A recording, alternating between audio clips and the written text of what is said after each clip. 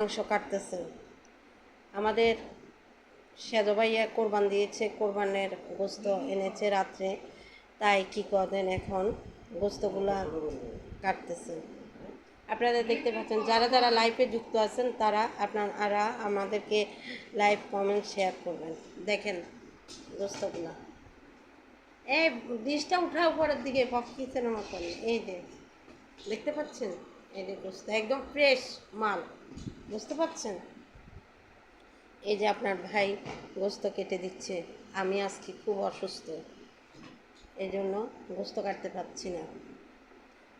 আমাদের বাড়িওয়ালা গোস্ত দিয়েছে, এখন আমাদেরও গোস্ত আসছে, এখন ফ্রিজে ঢুকাবো। এই যে আমার ছেলে মেয়ে, এই যে আমার পিচ্ছি আরেকজন, এই যে কাতা গায়ে দিয়ে বসে আছে গরমের মধ্যে। আর একটু বড় করো,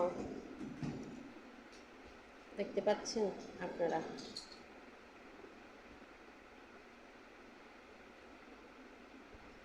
এই তোমার মন্তব্য জানো, জান ও জান, তোমার মন্তব্য জানো। আর কারো কোনো মন্তব্য নাই, গোস্ত কাটতেছে নিরামিষের মতন, নিরামিষের মতন, নিরামিষের মতন। এ বাবু, তুমি বলো হাই, হ্যালো, আসসালামু আলাইকুম।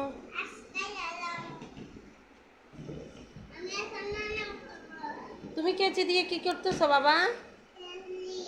হাত কেটে যাবে, আপুরে দিয়ে দাও কেচিটা।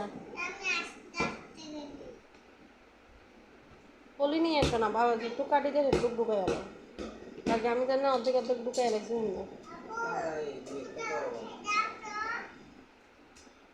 দুই ভাগ করো।